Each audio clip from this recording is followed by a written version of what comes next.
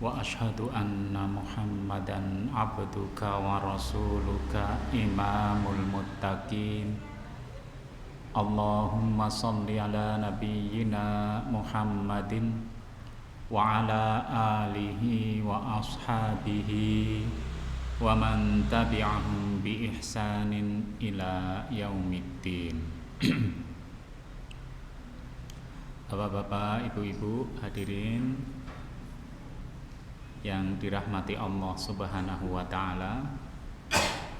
Alhamdulillah, pagi hari ini kita masih dianugerahi kesempatan, keimanan dan kesehatan sehingga bisa hadir pada forum pagi hari ini. Semoga kehadiran kita di Masjid Baitun Nur ini akan mendatangkan rahmat, maghfirah, barokah, ridho dari Allah Subhanahu wa ta'ala. Salawat dan salam kita haturkan kepada uswatun hasanah kita Nabiullah Muhammad sallallahu alaihi wasallam, pada para keluarga, para sahabat dan para pengikut beliau ila yaumil qiyamah. Bulan Desember ini ada peringatan internasional, yaitu hari kelahiran Nabi Isa alaihissalam. Walaupun nggak tahu bener nggak tanggal 25 Desember ya, tapi diperingati pada tanggal itu atau disebut juga hari Natal. Di dalam Al-Quranul Karim, Nabi Isa alaihissalam itu mempunyai tempat tersendiri ya di sisi Allah Subhanahu wa taala. Dibuktikan misalkan ada dua surat yang itu ada hubungannya dengan Nabi Isa alaihi salam. Yang pertama surat yang ketiga yaitu Ali Imran. Ali bukan A ya, Ali Imran.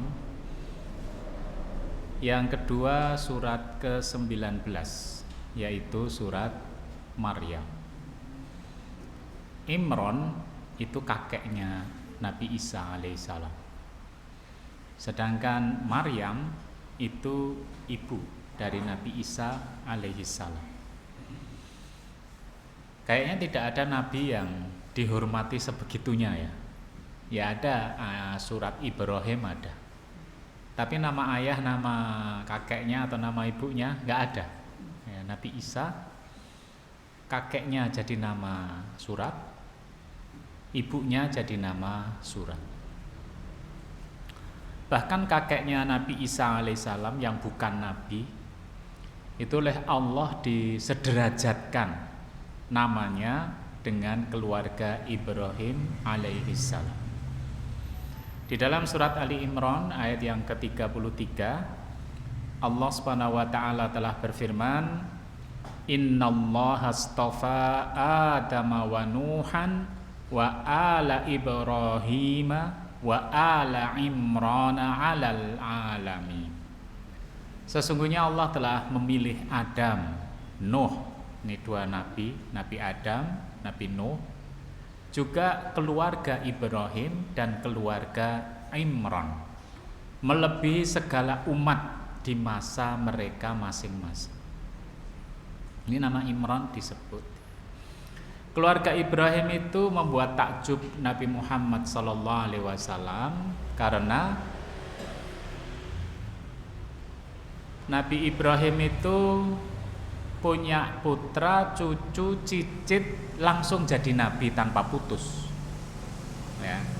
Nabi Ibrahim alaihissalam menikah dengan Sarah, ibunda Sarah itu. Salah satu putranya jadi nabi, yaitu Nabi Ishak alaihissalam.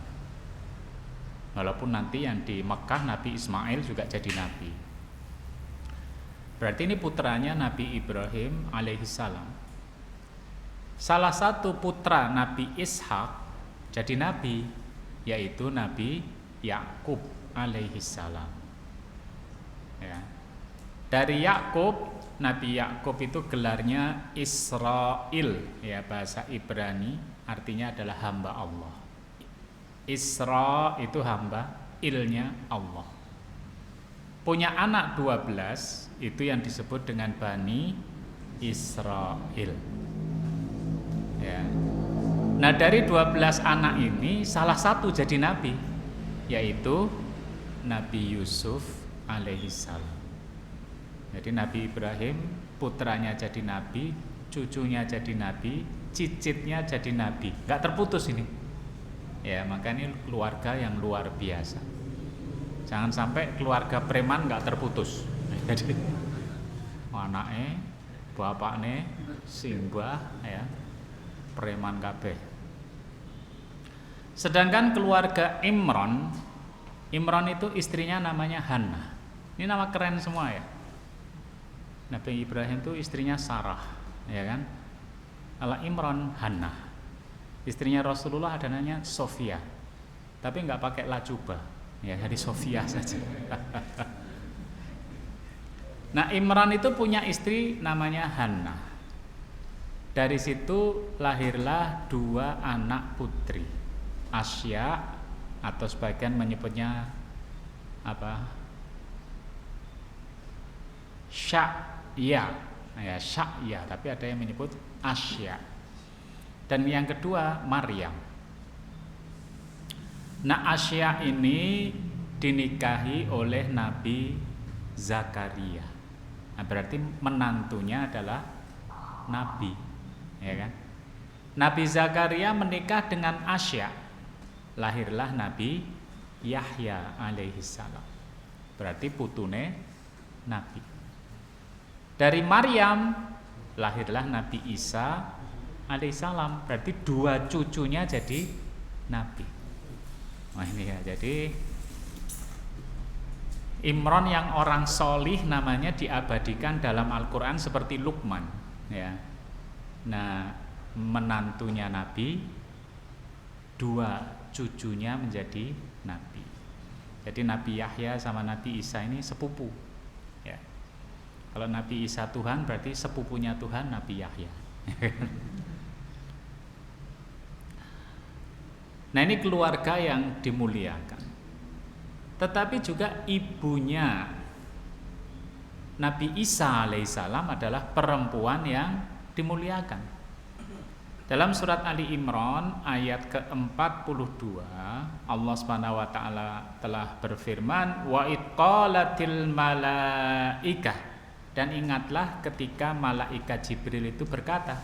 Berarti malaikat Jibril berkata ini kan perkataan Allah dititipkan dia untuk ngomong sama Maryam. Hebatnya Maryam itu perempuan bukan nabi tapi ngobrolnya sama malaikat, ya kan? Malaikat Jibril mengatakan, "Ya Maryamu, innallaha astafaki wa tahharaki wastafaki ala nisa'il alamin." Maryam, sesungguhnya Allah telah memilih kamu, mensucikan kamu, dan melebihkan kamu atas segala perempuan di dunia di masa kamu. Nama Maryam itu disebut dalam Al-Qur'anul Karim sebanyak 34 kali, ya. Dan kalau di Hong Kong itu aktivis masjid itu bikin kaos tulisannya I love Jesus. Karena Yesus itu adalah Nabi Isa alaihissalam. Nanti kalau ditanya, loh kamu cinta sama Yesus? Iya, kita cinta Nabi Isa alaihissalam. Loh emang kamu kenal? Loh di Al-Quran diceritakan. Di dalam surat Maryam itu kisah Maryam dan kelahiran Nabi Isa alaihissalam itu diceritakan lebih detail daripada kitab Injil. Nah, jadi makanya ketika sahabat Nabi, ya Ja'far bin Abi Thalib, dia hijrah ke Ethiopia, ya ketemu raja di sana, rajanya Nasrani, ya. Raja ini kemudian melindungi Ja'far dan kaum muslimin karena dibacakan surat Maryam. Ya, dan raja Ethiopia saat itu masih berpegang pada Injil yang benar, ya kan? Nah, sehingga ceritanya ya sama seperti di dalam Al-Qur'anul Karim. Ya. Ada beberapa catatan yang kita perhatikan. Pertama, memang Nabi Isa alaihissalam itu ditiupkan ruh ke dalamnya. Bahkan seringkali juga disebut ruhullah, ya, ruhnya Allah Subhanahu wa taala. Al-Qur'an menggambarkan tentang kelahiran Nabi Isa alaihissalam dalam surat At-Tahrim ayat yang ke-12. Wa Maryam ibnata Imran allati ahsanat farjaha. Dan ingatlah Maryam, putrinya Imran, itu adalah perempuan yang memelihara kehormatannya. Jadi Maryam itu, jadi istrinya Imran, Hannah, itu berdoa dengan nadar, ya. Nadarnya adalah, ya Allah, beri aku keturunan yang nanti aku persembahkan untuk Baitul Maqdis. Ya, nek bahasa kita jadi apa ya? Imam dan takmir masjid. Nah, gitu ya. Itu pakai nadar karena ya usianya udah lanjut. Nah, ternyata yang lahir perempuan, ya, Maryam. Karena lahir perempuan, tradisi saat itu ya siapa yang merawat dia? Dan ternyata yang merawat adalah Nabi Zakaria. Ya, Nabi Zakaria yang merawat dia. Dan Maryam itu ora sobo ning pasar Gentang. Ya, dia itu hanya di Masjidil Aqsa aja. Di mihrab. Enggak ada laki-laki yang ke situ. Tapi yang bikin Nabi Zakaria itu heran, setiap kali nengok mihrab sudah ada suguhan di situ. Ya, sudah ada makanan. Sebagian menyebut juga buah-buahan. Kata Maryam, hadza min indillah. Ini dari Allah. Ya kan? Wallahu yarzuqu may yasha bighairi hisab. Allah memberi rezeki pada siapa aja. Ya. Ini kelebihannya Maryam di situ. Nah, Maryam itu kaget ketika Jibril mengatakan, memberi kabar gembira bi gulamin, ya. Gulaman zakiyan. Ya, Jibril memberi kabar gembira, kata Jibril. Bergembira apa? THR apa? Kabar gembiranya Maryam akan mendapatkan anak yang suci. Bisa bayangin, perempuan yang merawat kehormatannya mau dapat anak, bapak nera ono. Ya. Maryam juga kaget. Ya. Bagaimana aku bisa hamil? Walam yamsasni bashar, enggak ada laki-laki yang nyentuh aku. Walam akun bagia, aku juga bukan perempuan nakal.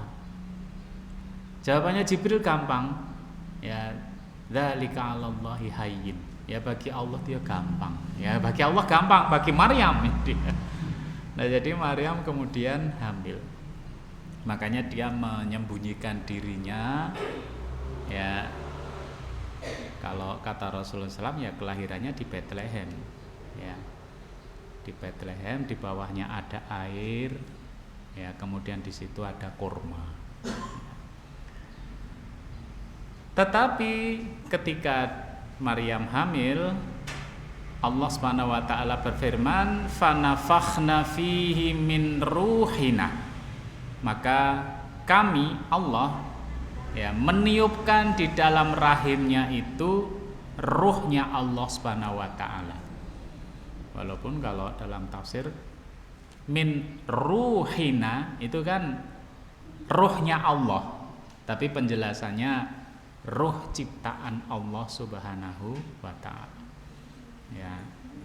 Nanti ditiupkan ruh.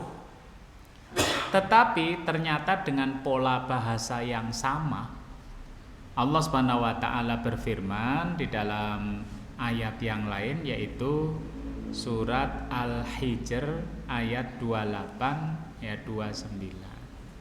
Ketika Allah menciptakan manusia, berarti kita semua ini ya, itu fa'idza sawaituhu, ketika sudah disempurnakan bentuk manusia ini, wa nafakhtu fihi min ruhi. Allah meniupkan ke dalamnya ruhnya. Ya.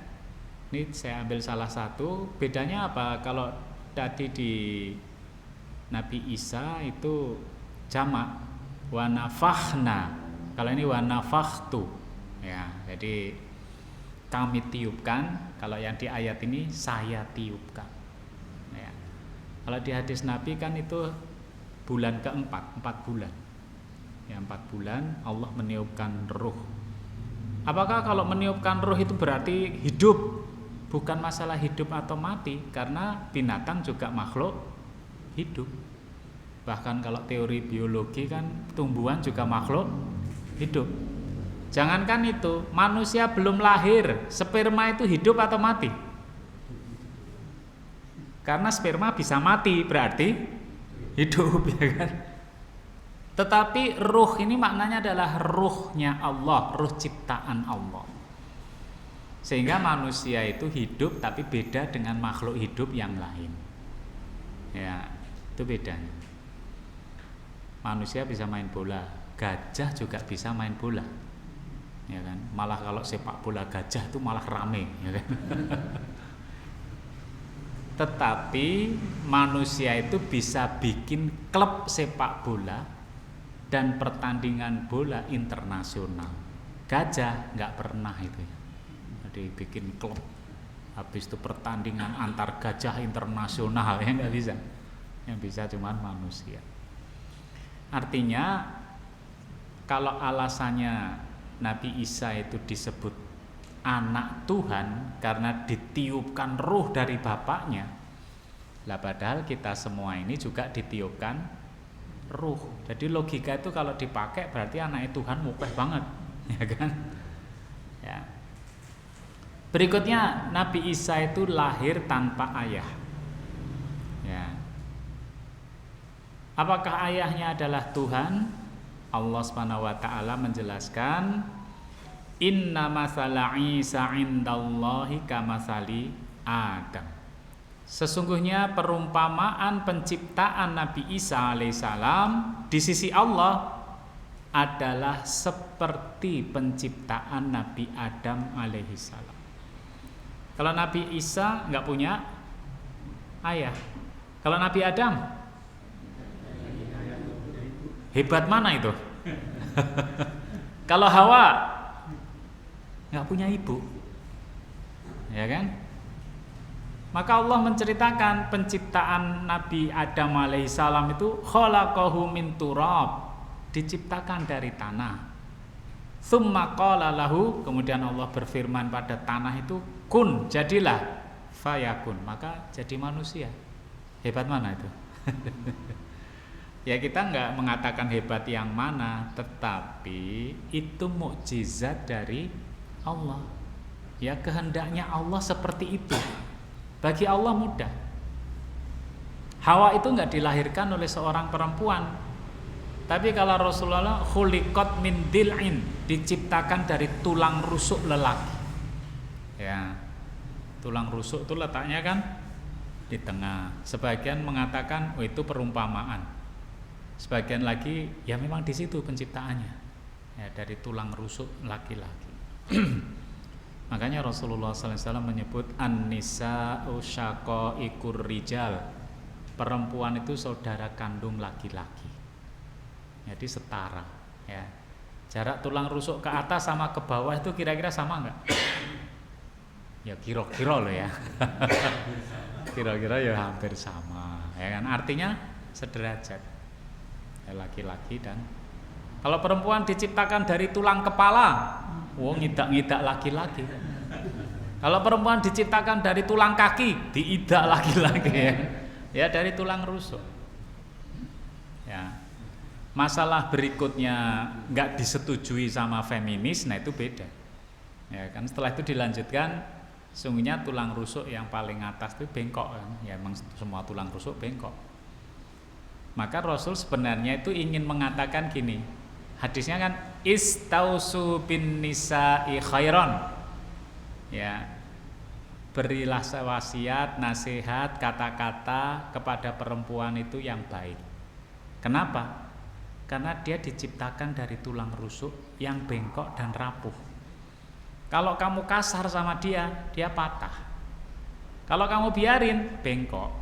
Nah gitu ya. Nah ini feminis nggak setuju, ya nggak setuju. Ya, wong dia nggak pernah melihat penciptaannya kok nggak setuju, ya kan? Ya sebenarnya laki-laki perempuan itu sederajat, tetapi memiliki hak kewajiban sama, cuman ada yang membedakan. Perempuan itu jelas yang normal menstruasi, ya kan? Ada di sini bapak-bapak yang menstruasi? Nggak ada. Yang kedua, pecah selaput darah. Bapak-bapak sunat sekali toh. Itu marine suwe banget. Ya. Yang ketiga, hamil dan menyusui. Nggak ada laki-laki hamil. Walaupun wis operasi kelamin, ayune ngalah-ngalah ke wong wedok, ya kan? Ini ya ra iso meteng. Ya. Dan perempuan mengalami menopause. Siklus ini percaya tidak percaya berpengaruh terhadap hormonal. Sehingga emosinya beda laki-laki dan perempuan karena mengalami ini semua. Dan kalau pertandingan bebas nggak bakal pernah perempuan itu menang. Ya. Wis pokoknya laki-laki podo karo wedok wis terserah ya mati yang perempuan. Ya. Di barat itu pernah pertandingan laki-laki dan perempuan dalam olahraga yang setingkat. Tinju diajar yang perempuan. Gulat dientek ke. Nggak ada yang menang. Ya karena memang nggak sama. Ya makanya kan ada itu yang ikut voli perempuan ternyata laki-laki. Tentara itu ya kondangan belakangan tibane wong lanang ya sama saat itu panglimanya terus dioperasi ya. Ya. Nah gitu. Jadi kalau lahir tanpa ayah itu bukan berarti ayahnya Tuhan. Dan Adam tanpa ayah tanpa ibu. Ya. Ya, jadi itu adalah mukjizat dari Allah Subhanahu wa taala. Kemudian ketika masih kecil Nabi Isa alaihissalam itu bisa berbicara. Karena Maryam sendiri bingung. Dia sudah melahirkan, ditangani sendiri, ya kan? Ketika keluar masyarakat nanya, "Siapa ini?" Ya, anake sapa? Terus bapaknya sopo. Maryam puasa bicara, nggak ngomong dia. Dia hanya nunjuk pada anaknya. Nah disitulah Nabi Isa kemudian berbicara. Inni Abdullah. Ya sesungguhnya aku ini adalah hamba Allah. Wa ja'alani nabiyya. Nanti aku akan dijadikan nabi. Ya.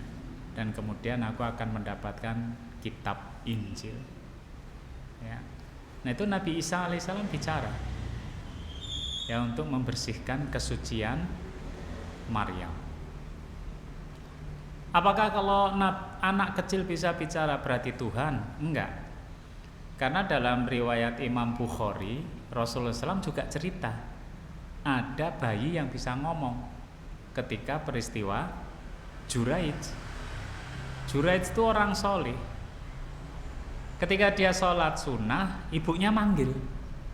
Juraijnya lagu-lagu, berhenti sholat, po terus, mandek, po terus dia. Ibunya jengkel. Makanya ibunya bersumah, ya, ma'amatallahu laka ya Juraij. Semoga Allah enggak mematikan kamu Juraij sampai kamu itu kena fitnah dengan perempuan nakal. Wah, ibu ini sadis juga dongone. Ya. Tapi ini juga peringatan buat ibu-ibu kalau berbicara hati-hati. Ya karena doa ibu ya itu tadi. Akhirnya Juraij itu punya pesantren, punya masjid. Lah kok ada perempuan hamil ngomong sudah lahir anaknya Juraij. Nah, jadi zaman sekarang gampang tes DNA. Nah itu tuh. Zaman segitu lah iki anaknya sapa? Pesantrennya diambrukkan sama raja. Ya, Juretnya ditangkap, dibawa ke kerajaan. Gimana pembelaan Juret? Mana bayinya? Bayinya bawa, pegang perutnya. Siapa anak? Siapa bapakmu? Ini bayinya ngomong, ya. Wong sing ngangon wedhus. Nah, jadi akhirnya rajanya minta maaf, ya. Nah, ini bayi bisa ngomong. Dan yang meriwayatkan Rasulullah SAW diriwayatkan dari Imam Bukhari, artinya sahih, ya. Kalau kita baca Al-Quran surat Al-Buruj, ya, gugusan bintang, kan artinya itu Al-Buruj itu. Tetapi di dalamnya kisah Ashabul Ukhdud, Qutila Ashabul Ukhdud.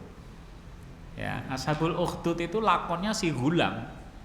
Ya, Gulam itu sakti mandraguna, dibunuh raja nggak bisa.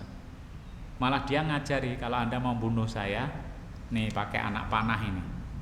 Tapi ada syaratnya. Kumpulkan masyarakat di alun-alun, terserah alun-alun utara, alun-alun selatan. Habis itu saya diikat, panah pas ini. Dan sebelum manah saya, ucapkan Bismillahirrabbilgulam. Nah, ini kelirunya rajanya, itu manut. Karena rajanya itu memerintahkan supaya manusia nyembah dia. Nah, benar, orang-orang dikumpulin, dia panah itu, tapi dia bilang Bismillahirrabbilgulam. Terus mati anak itu.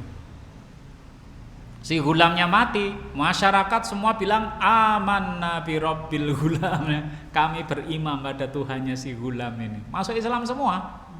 Nah, rajanya bingung.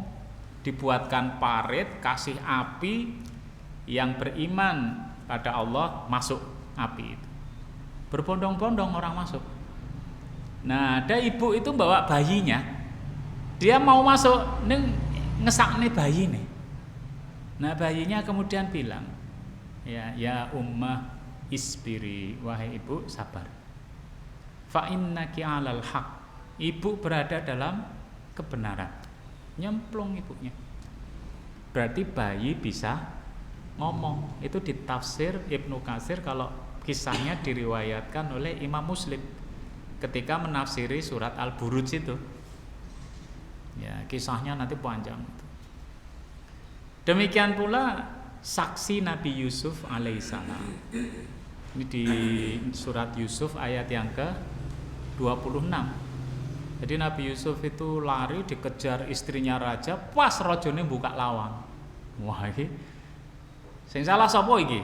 Ya kan? Nah, memang ada dua versi ya. Nah, salah satu versinya adalah bayi didatangkan. Siapa ini yang salah? Ini istri raja apa Yusuf? Bayinya cuma bilang kalau bajunya Yusuf yang robek belakang, berarti Yusuf benar. Tapi kalau bajunya robek depan, berarti istri raja yang benar. Nah, bajunya Yusuf robek belakang. Jadi saksinya siapa? Bayi bisa ngomong. Artinya Nabi Isa bisa bicara bukan karena dia Tuhan, tetapi mukjizat dari Allah Subhanahu wa taala. Mukjizat Nabi Isa itu banyak. Ya, selain lahir tanpa ayah, masih kecil, masih bayi bisa ngomong. Nabi Isa itu kalau ngambil tanah liat dibentuk burung, disebul dadi manuk. Saya nggak tahu itu perkutut apa doro. Doro keplean nggak tahu. Tapi kisahnya gitu. Nah, kalau Nabi Isa hidup zaman sekarang, pasar manuk ra payu. Do titip lemah kabeh. Nabi Isa bisa menyembuhkan orang yang buta sejak lahir. Bisa menyembuhkan orang yang kena penyakit lepra. Menghidupkan orang yang mati. Ya. Nabi Isa itu bisa bercerita apa yang kalian simpan di rumah. Jadi ngerti isi lemari esnya ngerti. Ya. Mesti ono ese ya kan? Minimal itu. Nek liyane ra ngerti. Tetapi mukjizat Nabi Isa itu bukan menunjukkan dia Tuhan. Kenapa? Lah dibandingkan Nabi Musa, banyak Nabi Musa. Jauh lebih banyak. Nabi Musa itu memasukkan tangan ke kantong, keluar bercahaya. Ketika tukang sihir melemparkan tali jadi ular, dia lemparkan tongkatnya jadi ular gede yang memakan tali-tali itu. Mukjizat semua itu yang menyebabkan tukang sihirnya beriman, diantaranya itu. Nabi Musa itu membelah Laut Merah. Ya, di sini Laut Merah. Nabi Musa dan Bani Israel sudah di tepi Laut Merah. Dari kejauhan Fir'aun sudah sabala tentaranya. Bani Israel sudah cemas itu dan bilang innala mudrakun, pasti kita akan tersusul sama Fir'aun. Ya, Musa mengatakan kalla inna ma'iya rabbi sayahdin, sekali-kali enggak, bersama aku Allah akan beri petunjuk. Nah, pukulkan tongkat di Laut Merah, itu terbelah jadi dua. Masing-masing bagian itu, air itu tingginya segunung. Oh, itu kan apa Nabi Isa gitu? Enggak, Nabi Musa itu. Walaupun Bani Israel yang jengkel kayak. Makanya Nabi Muhammad tuh bilang semoga Allah merahmati Nabi Musa, ya. Beliau itu sabar menghadapi Bani Israel. Ketika udah sampai di seberang, Fir'aun datang tergulung sama Laut Merah. Lagi melaku sedilut, Bani Israel itu lihat ada kaum nyembah berhala, merengek pada Nabi Musa, mbok digawe ke Tuhan. Mau jadi rasanya nek awake dhewe pites wae kan. Barusan aja melihat apa mukjizat. Diajak masuk Palestina enggak mau karena takut sama orang Palestina. Itu aja ngomongnya juga sadis. Dijak perang enggak mau, ngomongnya gini. Ya Musa idhab anta wa rabbuka faqatila. Ya Musa, kamu sama Tuhanmu berdua peranglah berdua. Innaha huna qaidun, tak tunggu di sini. Oh coba. Nek zaman saiki tak engko nek menang WA, nek ra WA berarti mati gitu kan. Itu Bani Israil kayak gitu. Akhirnya mereka terkatung-katung di padang pasir itu masih dinaungi langit sama Allah. Ketika mereka ngelak, Nabi Musa diperintahkan memukul batu itu, pukul dus, memancar 12 mata air. Ya, 12 mata air itu kan kabilah Bani Israel ada 12 untuk masing-masing kabilah. Ngelih, maka Nabi Musa juga dapat mukjizat, turunlah manna wasal. Mana ki roti. Loh, kalau di dalam tafsir dari langit itu mudhun roti, udan roti, muancem ning wit-witan. Tinggal makan. Ditambah lawuhe salwa, burung puyuh. Loh coba, enak enggak? Ora tuku, ora kulaan. Itu mereka masih ngeyel sama Nabi Musa. Ya Musa, kami enggak sabar kalau makanannya gini terus. Coba minta sama Tuhanmu apa? Enggak.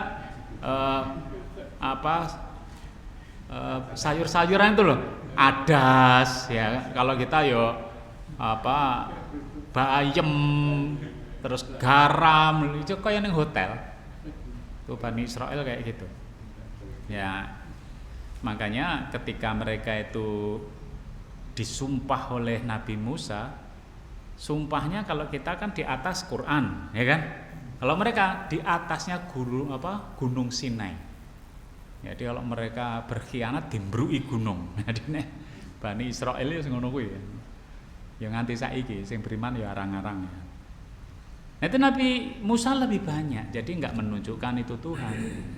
Nabi Musa itu ya air jadi darah, ya ada serbuan katak, belalang, kutu, ya, jadi sekokean lah Nabi Musa itu ya. Ngono ya ora beriman orang Bani Israel itu. Dan Nabi Isa itu tidak disalib. Ya. Allah SWT mengabarkan dalam surat An-Nisa ayat 157, wa qaulihim, ya mereka berkata. Sebenarnya kan yang enggak suka dengan Nabi Isa itu kan Bani Israel sendiri. Jadi Bani Israel, rahib-rahib Yahudi itu selama ini dapat penghasilan dengan jualan agama. Ya. Nanti setelah itu Nasrani kan gitu juga, surat pengampunan dosa itu dari pendeta. Pengen di ngapura ora? Wah gitu kan. Nek di ngapura kabeh dosamu rada larang, ya kan. Nek dosane di ngapura sithik ya murah. Nah, itu rahib-rahib Yahudi gitu. Ketika Nabi Isa datang, penghasilannya hilang. Makanya dia lapor kepada Raja Herodes, ada orang yang pengen jadi raja. Raja Herodes ngirim bala tentara untuk nangkep Nabi Isa. Nah, ketika sudah dekat, mereka nyari-nyari, ada satu orang yang berkhianat menceritakan posisinya Nabi Isa alaihissalam.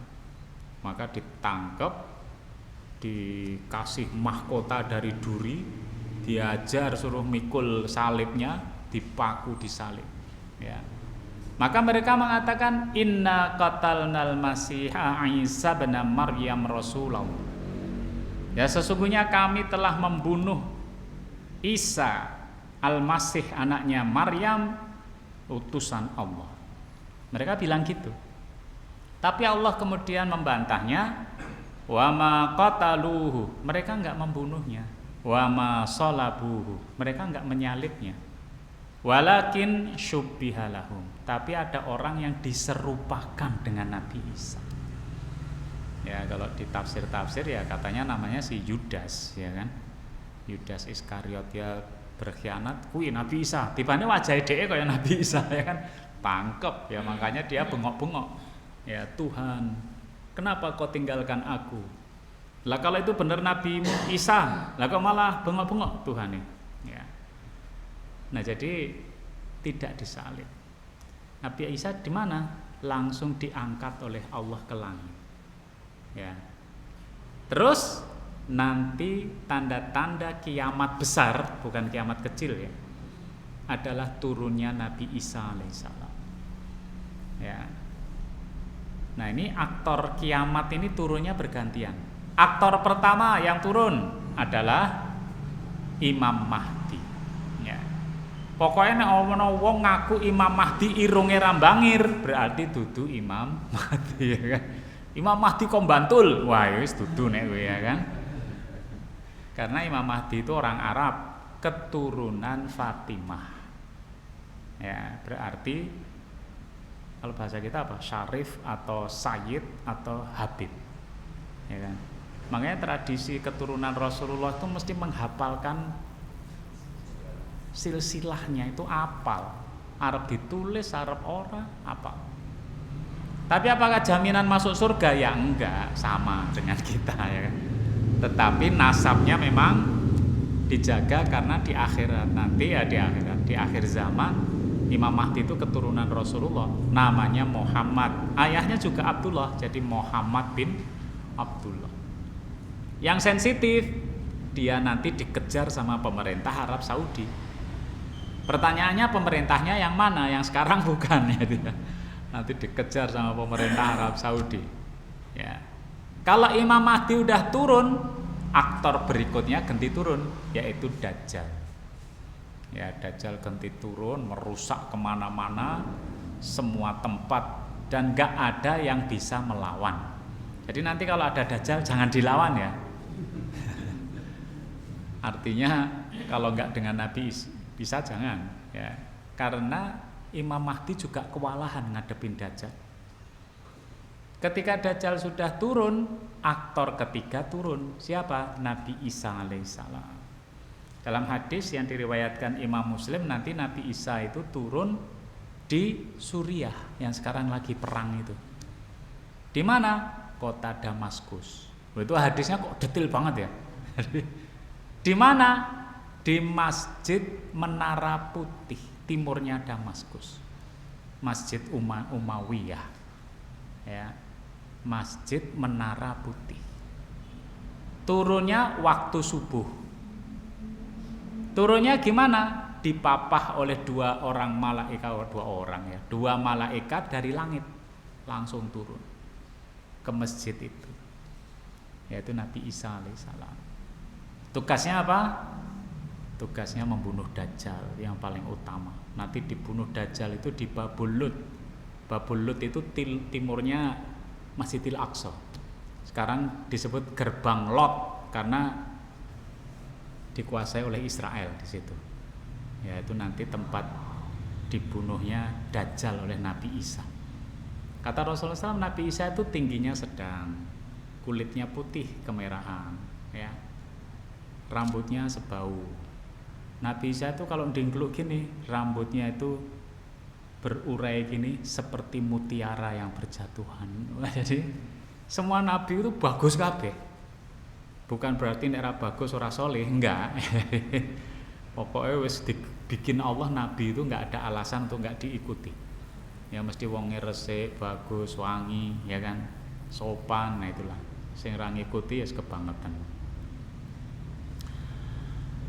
Nah, kemudian yang diajarkan oleh Nabi Isa adalah tauhid. Ya. Tauhid yaitu ubudullah, sembahlah Allah. Rabbi wa rabbakum. Allah itu Tuhanku dan Tuhan kalian juga. Ya. Ini diabadikan di dalam surat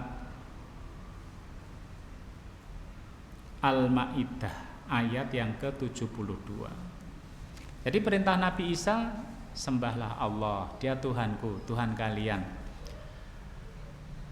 Innahu may yusyrik billahi faqad haramallahu alaihil jannah wa ma'wahun nar. Barang siapa yang menyekutukan Allah, maka dia haram masuk surga. Dan dia akan ditempatkan di neraka. Ini dengan tegas, ning ora enak. Nek dirungokne rapati enak. Surat Al-Maidah ayat 17. Qad kafara alladziina qalu innallaha huwal masiihu ibnu Maryam. Sungguh telah kafir. Siapa? Orang yang mengatakan bahwa Isa bin Maryam adalah Allah.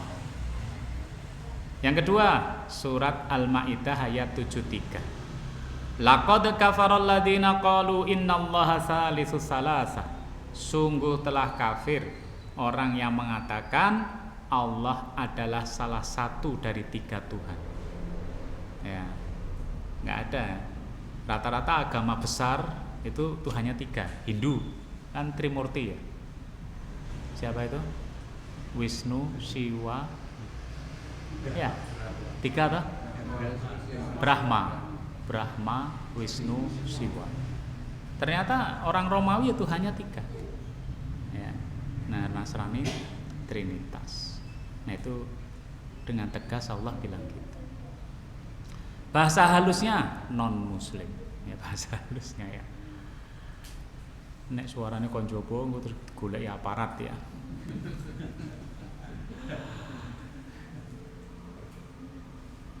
Nah, besok tanggal 25 Desember adalah hari raya Natal.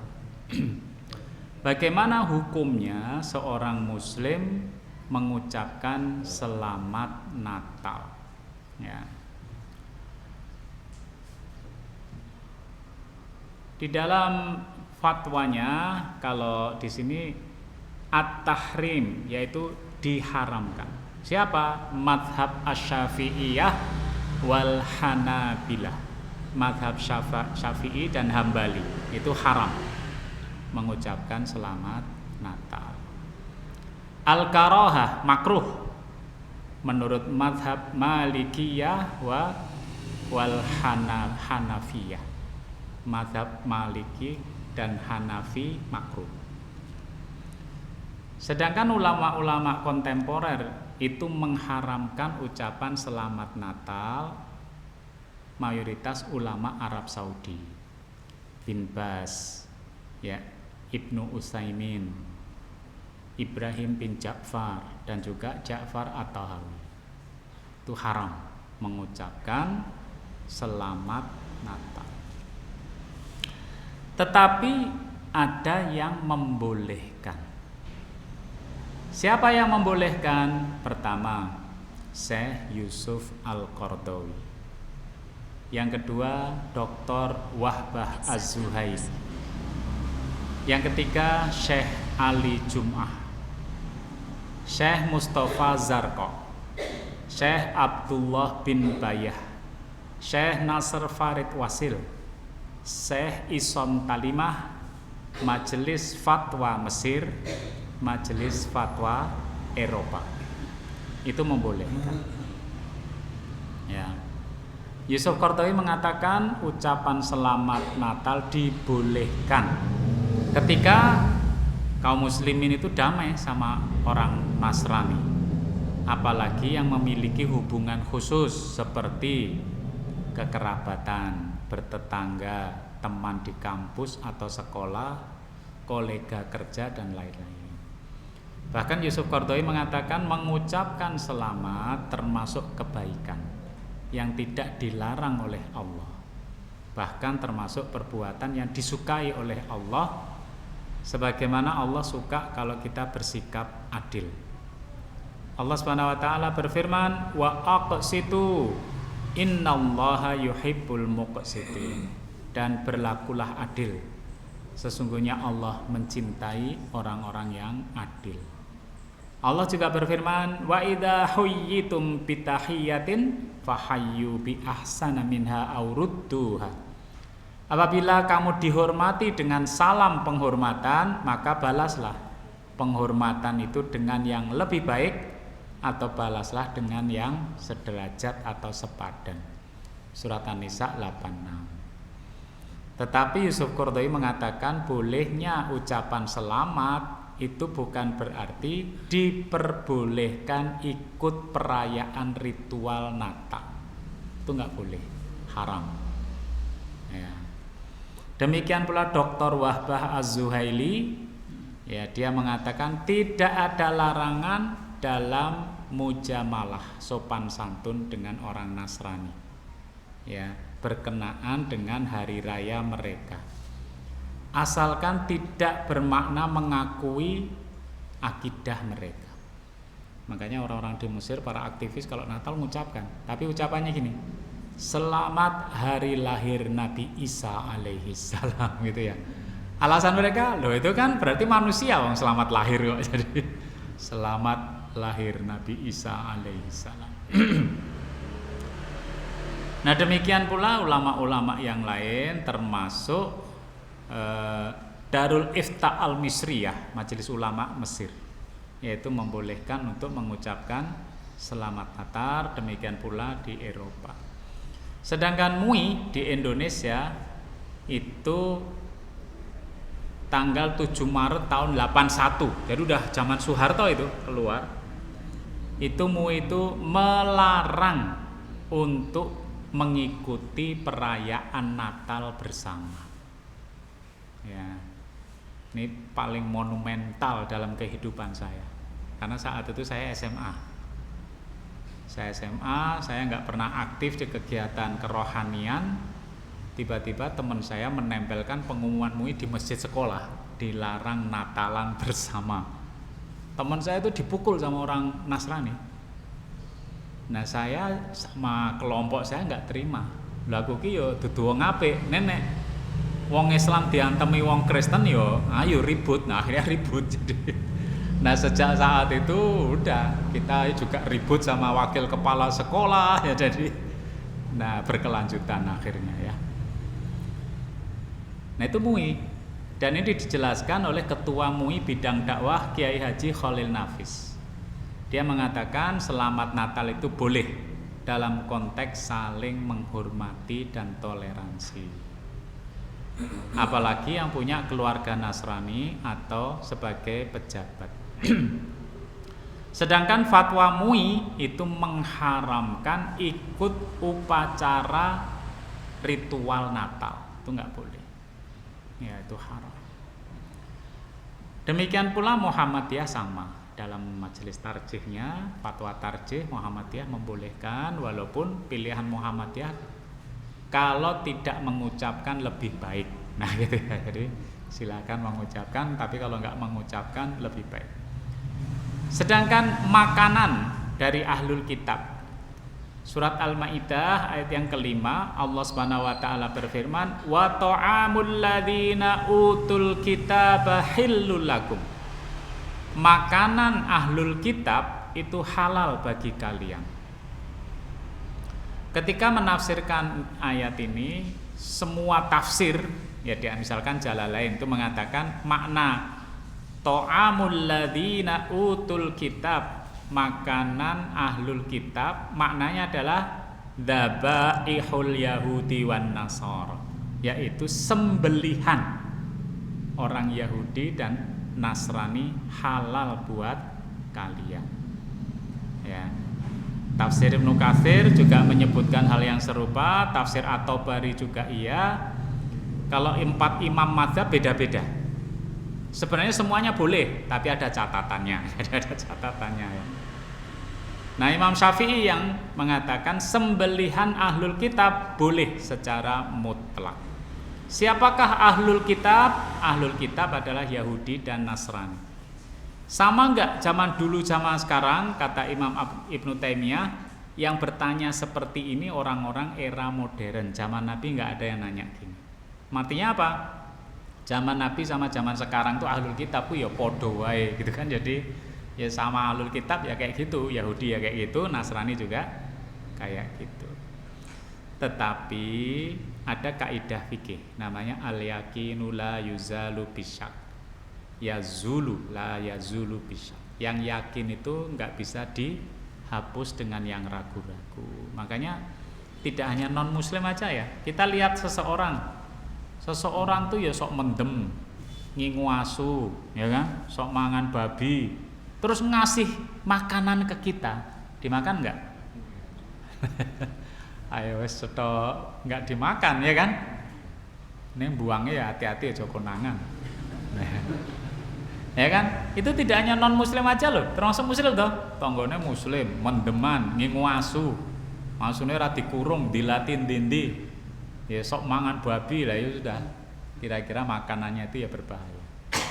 Tapi tetangga kita misalkan non muslim ya tidak kelihatan dia itu minum minuman, nggak melihara anjing, ya kan, kemudian nggak makan babi, ya berarti ya insya Allah aman makanan dari dia.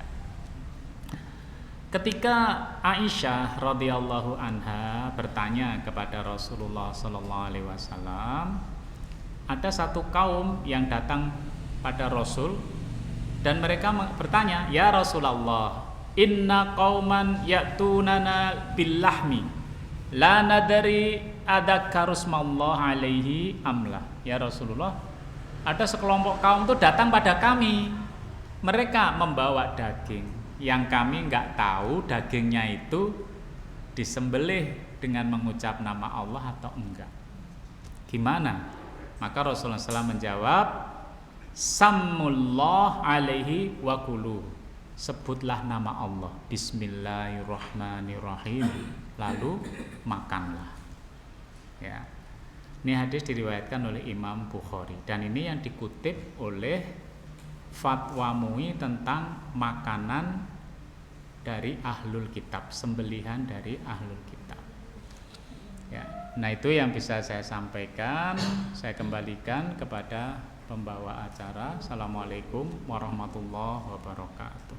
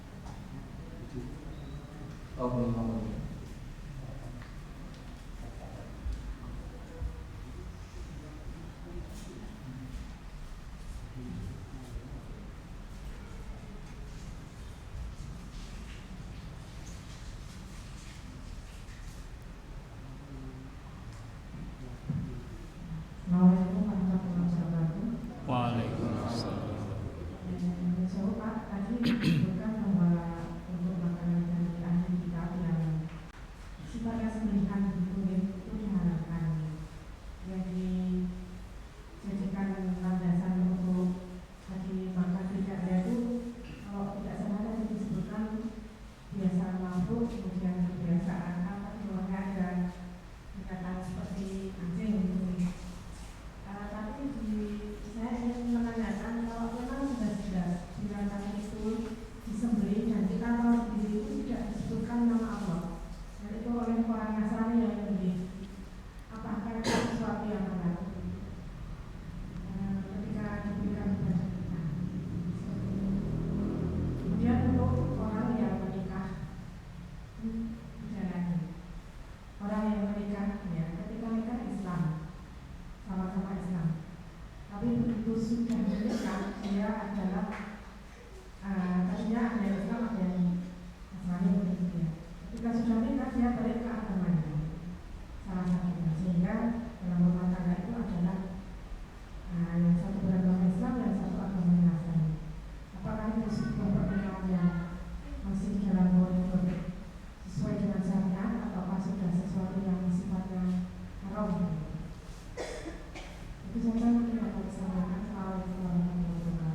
Waalaikumsalam. Makanya itu terjadi perdebatan ya, atau perbedaan pendapat di kalangan ulama, bukan hanya sembelihan ahlul kitab. Sembelihan di kalangan kita, sebagian mengatakan enggak menyebut nama Allah haram. Ya kan? Tetapi nanti kalau membahas fikih, ujung-ujungnya di hadis Bukhari tadi. Ya, kita nggak ngerti nih makan ini disembelih atas nama Allah nggak, ya kan? Nah, terus Rasul memberi solusi, bacalah Bismillah, kemudian makanlah. Solusinya gitu. Artinya itu dengan sepenuh keyakinan loh ya. Yakin saya itu nggak ngerti, dan yang memberi ya wong apik-apik wae. Ya sudah, baca Bismillah, makanlah. Ya. Pilih yang enak atau yang sulit. Ya. Nah, tinggal pilihan kita mantap yang mana. Ya, karena ada yang memilih sembelih sendiri aja. Ya. Nah, yang memang beberapa pendapat ulama yang nggak boleh adalah binatang sembelihan yang dipersembahkan untuk berhala. Nah, itu terjadi perbedaan pendapat. Jadi memang disembelih untuk berhala, tetapi jumhur yaitu dilarang ya, penyembelihan untuk berhala.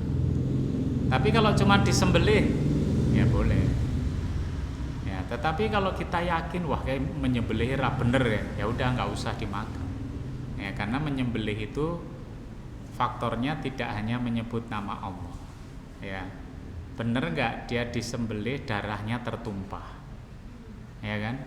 Makanya binatang tercekik, binatang ditanduk, binatang jatuh itu kan haram. Kenapa? Getih ra metu, ya kan, jadi tiba blek mati, enggak disembelih. Ayo darahnya masih di dalam. Kita tidak sekedar makan daging tapi makan darah. Gitu ya. Kemudian perempuan. Di dalam Islam dan di dalam Undang-Undang Perkawinan nomor 1 tahun 74 itu nggak boleh perkawinan beda agama, itu nggak boleh. Ya, sehingga Muslim dengan Muslim, non Muslim dengan non Muslim. Setelah nikah, lah kok pindah agama? Berarti itu zina. Ya, jadi suaminya non Muslim, sing wedok muslimah, itu zina itu. Atau sebaliknya. Ya. Tetapi yang perlu diingat ya, yang perlu diingat ini ya,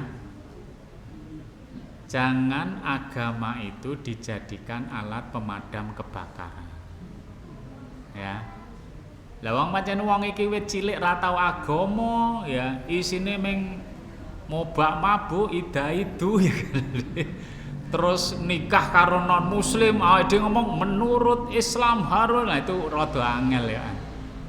Ya, paling diomong ya ahmbel. Berarti yang harus diperbaiki apa? Ya keimanannya. Keimanannya yang harus diperbaiki sampai dia paham. Ya, karena nggak mungkin ngomong. Ya misalkan hamil di luar nikah. Ya, terus kita hukumi secara agama Islam, ya nggak bisa. Ya, sulit, apalagi negeri kita juga nggak menganut hukum itu. Ya, maka yang terbaik binalah mereka itu supaya menjadi lebih baik dari sebelumnya. Artinya syariat Islam itu bekerjanya tidak jadi pemadam kebakaran. Sejak awal nggak pernah diajari Islam, sejak awal nggak diajak pengajian, nggak dikondisikan. Setelah peristiwanya terjadi, tiba-tiba kita hakimi, nah nggak bisa. Ya. Di antaranya juga hukum itu kan nggak berlaku untuk 3 hal. Pertama, orang yang nggak sengaja itu nggak kena hukum, terutama dari Allah ya. Orang yang nggak tahu dan orang yang dipaksa. 3 ini nggak kena hukuman. Ya, nggak sengaja. Lah nggak sengaja malah enak kok. Ya poso awan-awan madang, ya kan? Kan tetap sah posone ya kan?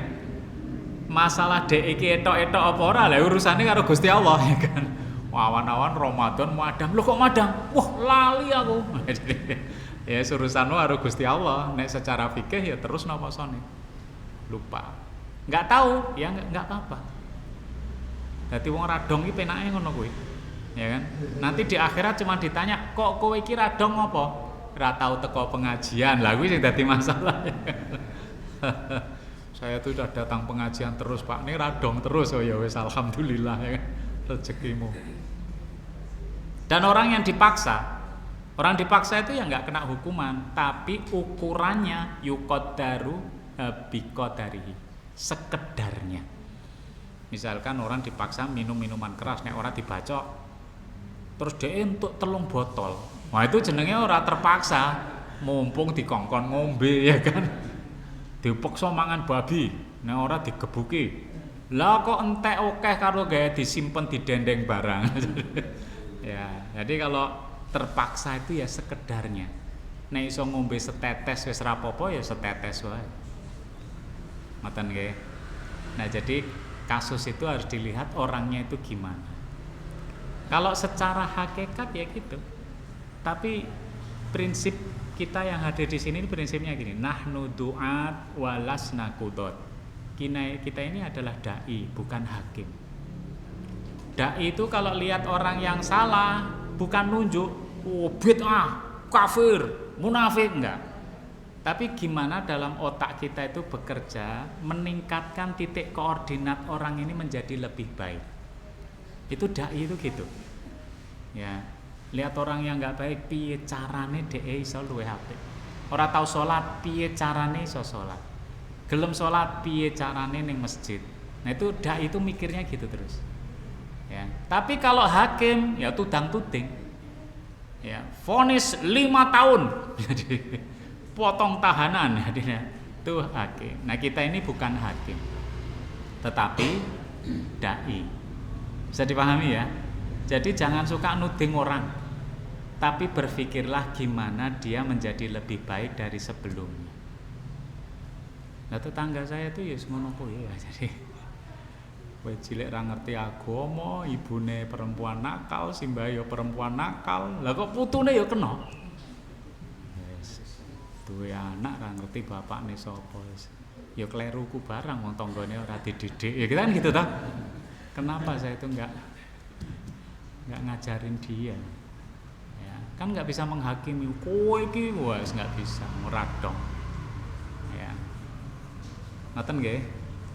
Kalau ada yang mau ditanyakan silakan.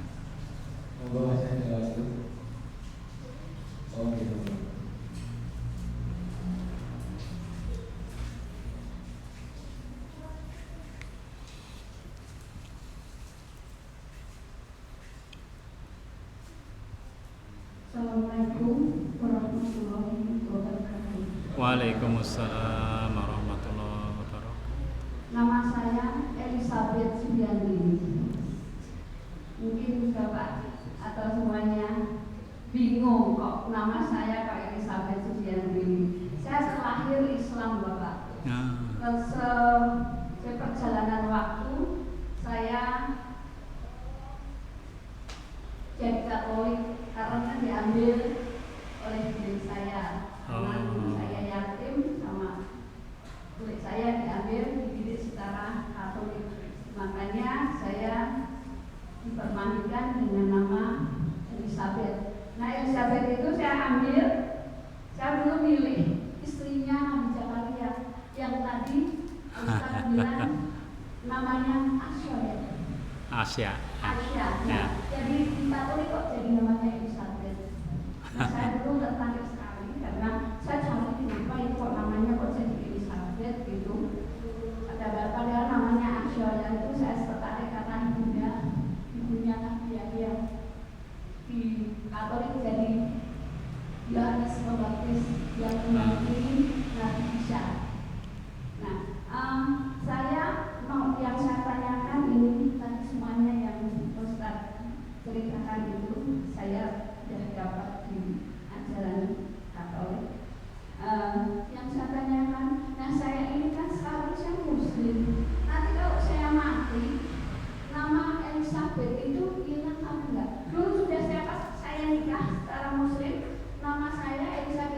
dibuang. Saya pakai nama Sugiartini saja. Tetapi setelah EKTP, semua nama yang saya udah buang itu muncul. Jadi Elizabeth lagi, Elizabeth Sugiartini. Dan semuanya harus berbeda sampai sekarang nama saya itu. Nah, pertanyaan saya, nanti kalau saya mati, nama Elizabethnya dibawa apa dibuang? Seperti itu. Itu saja, Ustaz. Terima kasih. Saya ini takut nanti kalau ditanya saya takut sama Allah nanti mau bertanggung jawabannya.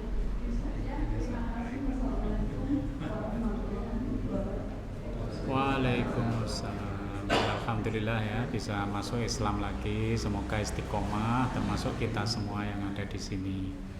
Nama itu ada dua, Bu, sebagaimana budaya.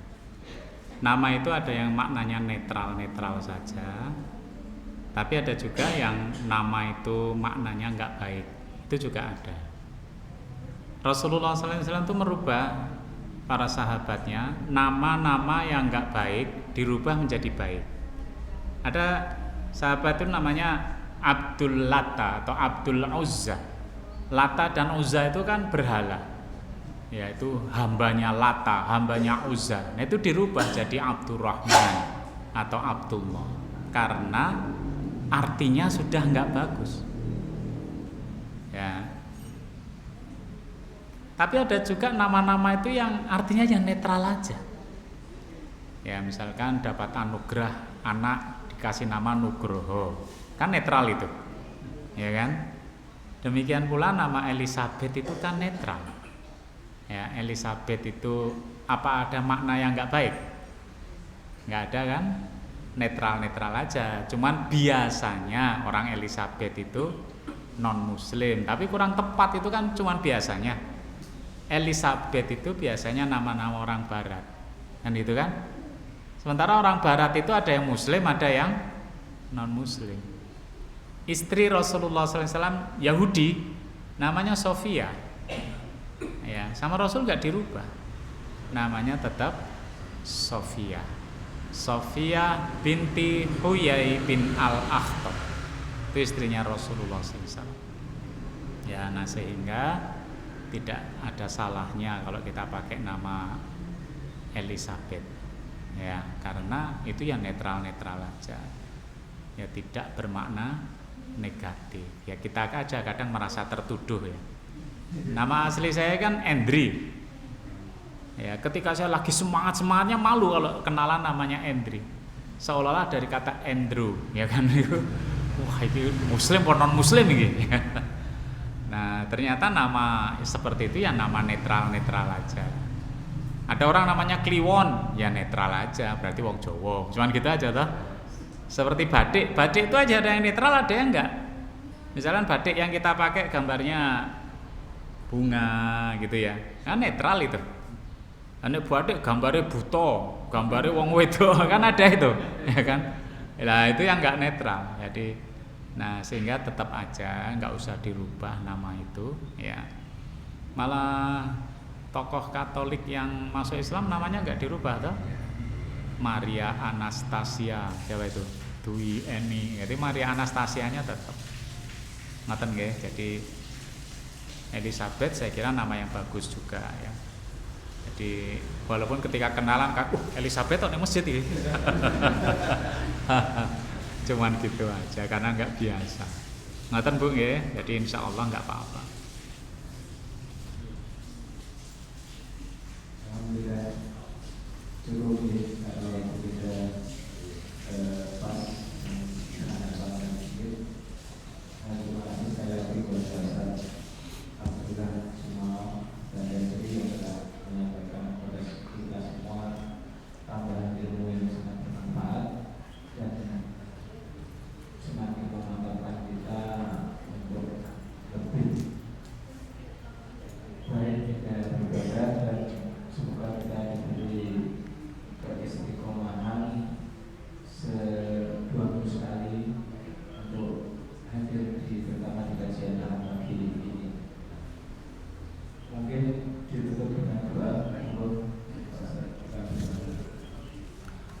A'udzu billahi minasyaitonir rajim. Bismillahirrahmanirrahim.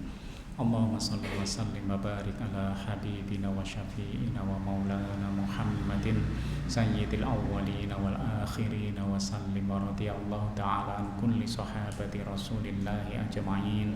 Alhamdulillahi rabbil alamin.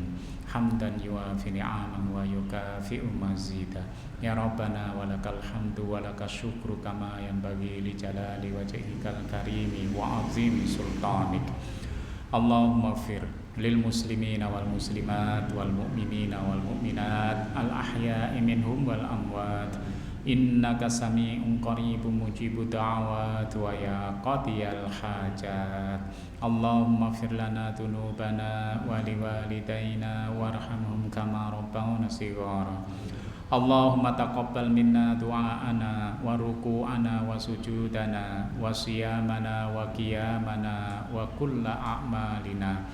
Allahumma inna nas'aluka salamatan fid din wa afiyatan fil jasadi wa barakatan fil rizqi wa ziyadatan fil ilmi wa taubatan qabla al maut wa rahmatan 'indal maut wa maghfiratan ba'dal maut.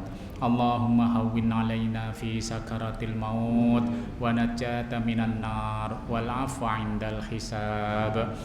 Allahumma 'izzal islam wal muslimin wa adillash syirka wal musyrikin. Allahumma ansur ikhwanana al mujahidin fi Filistin ala a'da'il yahudi la'natillah. Rabbana hab lana min azwajina wa dzurriyyatina qurrata a'yun waj'alna lil muttaqina imama. Rabbana atina fid dunya hasanah wa fil akhirati hasanah wa qina adzaban nar. Subhana rabbika rabbil izzati amma yasifun wa salamun alal mursalin walhamdulillahi rabbil alamin. Amin ya rabbal alamin. Subhanallah.